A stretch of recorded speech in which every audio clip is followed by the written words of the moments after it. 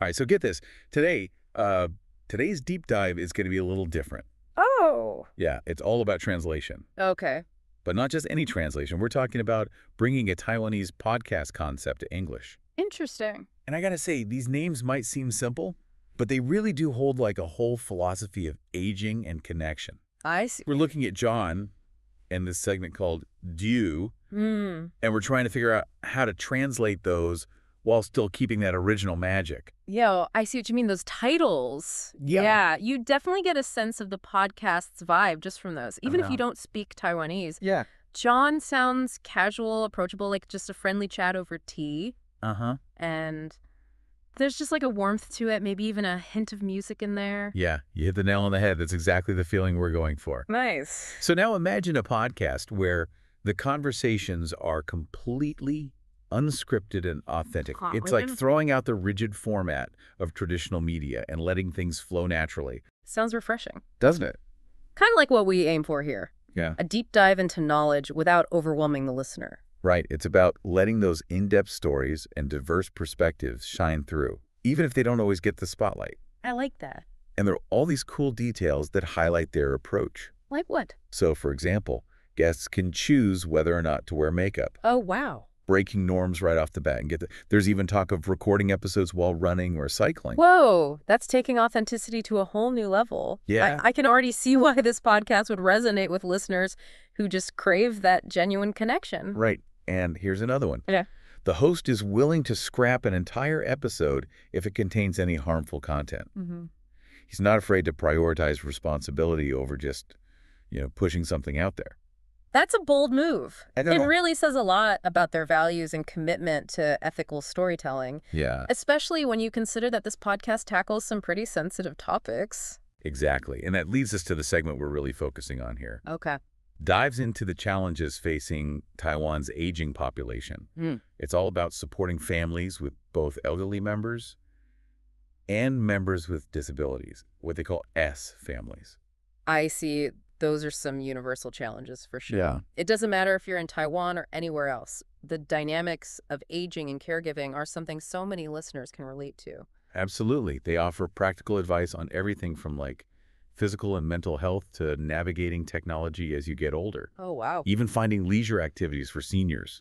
Interesting. It's about empowering people to face these challenges with a sense of agency and even excitement. That's a good point. That reframing is crucial.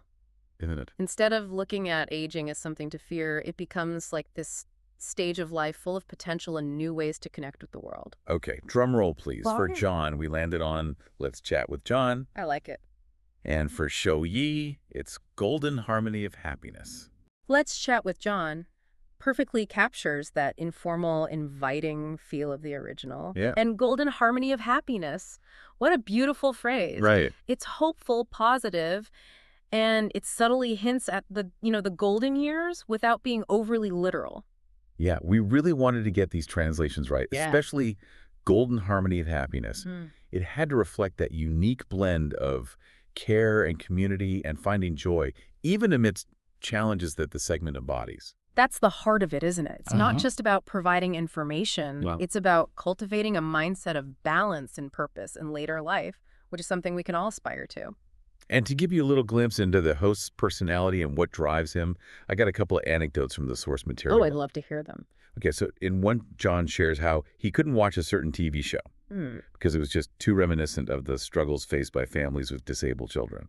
Wow. That rawness and vulnerability are so powerful. Yeah. Especially when we're discussing sensitive topics like this. It invites listeners to connect on a much deeper level. And in another moment, John confesses that he doesn't own pets. Really? Which you wouldn't expect from a veterinarian. Right. But for him, thinking about their eventual death is just too emotionally taxing. Wow. That's unexpected. It really underscores the depth of his compassion and empathy, even if it manifests in ways that we might not expect. Yeah. It reminds us that everyone processes things differently. It's a powerful reminder that there's often more beneath the surface than we realize. Now, back to Golden Harmony of Happiness for a second. Yeah, it really makes you think about how those personal experiences really do shape our choices and perspectives, even in ways we might not realize. Yeah, and John talked about how Golden Harmony of Happiness, as we're calling it, isn't just for like older folks or caregivers. He sees it as something valuable for anyone who will eventually age. Why? Which, well, is all of us. That's a really interesting point. It kind of like reframes the whole conversation about aging, doesn't it? Uh-huh. It's not something to be dreaded or avoided. Right. But like a natural part of life that we can prepare for and maybe even look forward to. Exactly, like investing in your future self. Yeah. And that's where I think Golden Harmony and Happiness really shines as a translation. Yeah, I agree. It captures that sense of possibility, you Yeah. know, of embracing the journey and finding fulfillment throughout every stage of life. It also kind of subtly highlights a key aspect of Taiwanese culture. What's that? The importance of harmony and balance, especially within the family unit. I see.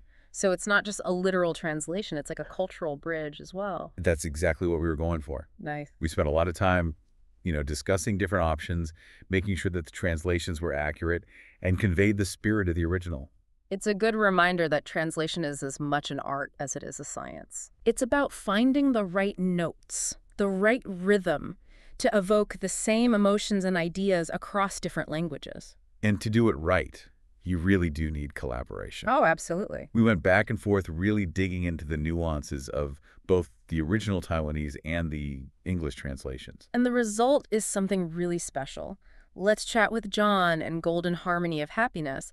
They're not just names. Yeah. They're invitations to a whole new way of thinking and talking about aging and caregiving. Beautifully put. And that brings us to a bigger question that John raised. What's that?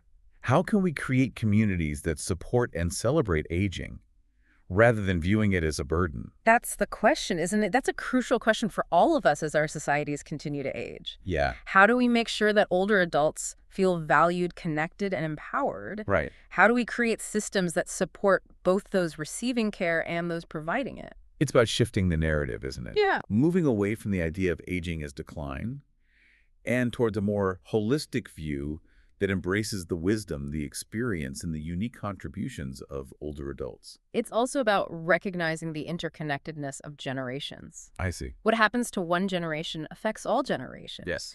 We need to find ways to kind of bridge those divides and create spaces for meaningful intergenerational connections. And that's where a podcast like Let's Chat with John, with its Golden Harmony of Happiness segment, can play such a vital role. Yeah. By sharing those diverse perspectives and personal stories, it helps us challenge our assumptions about aging and connect with the realities of older adults in a more authentic and empathetic way. I wonder what resonates most with our listeners as we discuss these ideas. What experiences or questions come to mind for you as you think about aging caregiving and the kind of future we want to build for ourselves and for generations to come? Those are some great questions to ponder. You know, one thing that really stuck with me from the source material was John's emphasis on amplifying voices that are often overlooked. Like who? Particularly those of older adults and individuals with disabilities. That's so important. These are the voices we need to hear more from. Yeah. Not just as recipients of care, but as active participants shaping the conversations and solutions that affect their lives. He's really passionate about creating spaces where those voices can be heard, not just as stories of need, Right. but as sources of wisdom, resilience, and these like unique perspectives. It's about recognizing the inherent worth and dignity of every individual, Yeah. regardless of age or ability, and valuing their contributions to society. It makes you think about how often those voices are marginalized or excluded from mainstream narratives. And how much richer and more insightful our understanding of the world could be if we just actively sought out and listened to those diverse perspectives. It's a call to action for all of us, isn't it? It is. To be more mindful of whose voices are being amplified and whose are being silenced, and to make a conscious effort to seek out and listen to those who may be different from us, who may have experiences that challenge our assumptions and broaden our understanding. Yeah, it all comes back to that idea of connection, right? Yeah. Creating a space where everyone feels seen and heard and valued no matter how old they are or their abilities. Yeah, and I think that's something that we can each contribute to, you know, in our own way. Absolutely. It could be something as simple as striking up a conversation with an older neighbor or volunteering at a senior center or even advocating for policies that promote age-friendly community. Or even just being more aware of the language we use when we talk about aging, you know? Oh, that's a good point. Choosing words that reflect respect, dignity, Yeah. and the potential that comes with every stage of life. Yeah, language really shapes how we see things. And by changing the language, we can change the whole narrative around aging. Exactly. We can move from a culture that fears growing older to one that embraces it, as a source of wisdom and resilience and even joy. Right? Think about it this way. What if we thought about aging not as like a decline, but as an evolution? A process of growth and transformation that lets us tap into these new depths of understanding and connection. That's a beautiful way to look at it. It is. And it reminds me of something that John said about how golden harmony of happiness is all about helping people navigate those later stages of life with a sense of purpose and well-being. It's about recognizing that aging doesn't mean giving up on your dreams or passions. Right. It might mean finding new ways to express them, new avenues for contributing your talents and experience to the world. It's about shifting from a mindset of, what do I have to lose, to what can I still gain? Because there's still so much to gain: perspective, wisdom, a deeper appreciation for the simple things in life, and just the opportunity to connect with others in meaningful ways, to share stories, to mentor younger generations, and to leave a positive mark on the world. And that's what this whole deep dive has been about, exploring these different perspectives on aging and challenging ourselves to think differently about what it means to grow older. And I hope inspiring our listeners to do the same, to have these conversations, to connect with older adults in their lives, and to help create a world that values and celebrates aging in all its richness and complexity. So as we wrap up, we want to leave you with this thought. What small step can you take today to embrace that golden harmony of happiness in your own life and in the lives of those around you? It could be a simple act of kindness, a moment of connection, or even just a commitment to learning more about the challenges and opportunities that come with aging. Whatever it is, just remember that we all have a role to play in creating a future where aging is seen not as a burden, but as a source of strength, wisdom, and joy. Thanks for joining us on this deep dive.